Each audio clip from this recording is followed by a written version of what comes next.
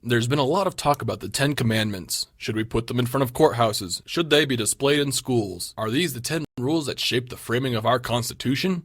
Of course, my answer to all of these is no, because the 10 Commandments are surprisingly lacking in their ability to stop even the basics of social corruption: rape, assault, slavery, blackmail, domestic violence.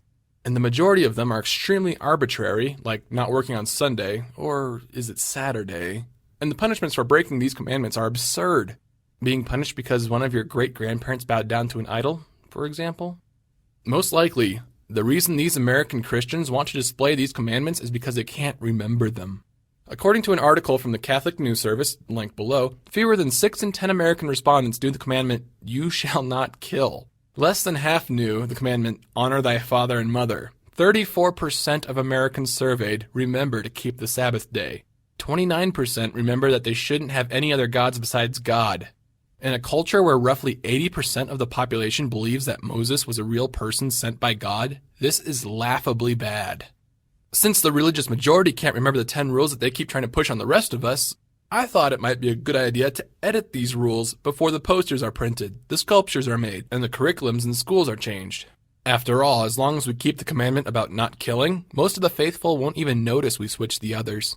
Here's our chance to show that atheists are more moral than God, the alleged moral giver of hundreds of millions of believers everywhere. I'll start with changing the rule keeping the Sabbath day to don't abuse, either physically or sexually, children. A child in this case being anyone under the age of 5,000. Seems like I'm more moral than the entirety of the Catholic priesthood, which either breaks this rule, covers up for those that do, or willingly remains in a fraternity where such actions take place. Of course, here are all 11 of the 10 Commandments, since not all denominations have the same 10 Commandments. For you folks that don't follow the Abrahamic religions, and a reminder for those of you that do, because you obviously need it. 1. You shall have no other gods before me. 2. Thou shalt not make unto thee a graven image, bow before them, or serve them, or I will visit the iniquity upon you, your children, your grandchildren, and your great-grandchildren. 3. Don't take the Lord's name in vain. 4. Remember the Sabbath day and keep it holy. What a vague term is holy. 5. Honor your father and mother, so that your days may be long upon the land. 6. Don't kill. 7. Don't commit adultery. 8. Don't steal. 9. Don't bear false witness against your neighbor. Which, of course, you have to ask, is lying about my enemy okay? 10. Don't covet your neighbor's house. 11. Don't covet your neighbor's wife, manservant, maidservant, ox, ass, or any other property that belongs to your neighbor. Property. Wife. Okay. I group the 10 Commandments into 3 groups: the tyrannically silly, the incredibly obvious, and the rules against thinking. The first group, 1, 2, and 3, could be wrapped up in one commandment: don't blaspheme, giving God more room in his list to include something semi-useful like, thou shalt be excellent to one another. Of course, blasphemy is a victimless crime, so that's 3 slots freed up for me. The 4th is obviously unimportant to Christians, which decided to change the day to Sunday to compete with sun worship. So there's another silly rule gone.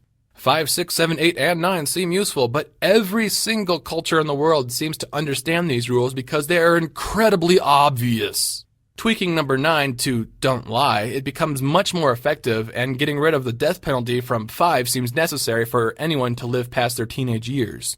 10 and 11 are rules against thinking. Interesting, especially since the death penalty seems to apply for each of these rules. Moses kills the followers of the golden cow. The man gathering sticks on Sunday is killed. Murderers and thieves are killed. Well, sure. Adulterers. Special case. It seems the enforcers of this rule prefer to drag the women before Jesus and not the men that were there, that had to be there, for this to be an action of adultery. And of course, this is only if your Bible has that story, which has been added and is not in the original text. Are these rules against thinking just there so that the religious authorities can kill anyone? It's impossible to prove you weren't thinking covetous thoughts. Of course, much could be said about a ruling religious class that passes the rule, don't be covetous. They're basically enforcing a rule that forces people to be content with their life no matter what their rulers do. Great control mechanism. Here's my list. Rule number 1, don't kill one another. It's a terrible way to resolve anything besides physical threats to yourself or another person, or severe untreatable pain suffered by another.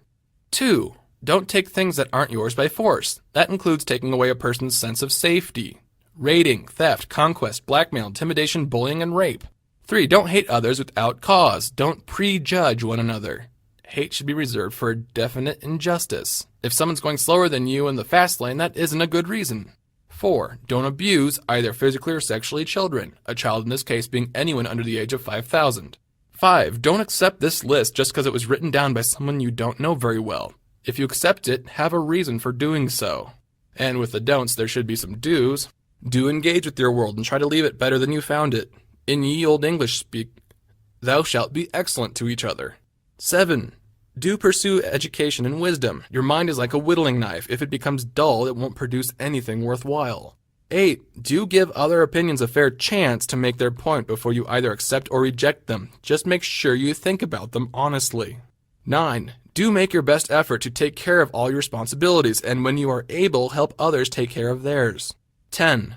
Do tell the truth as best you are able.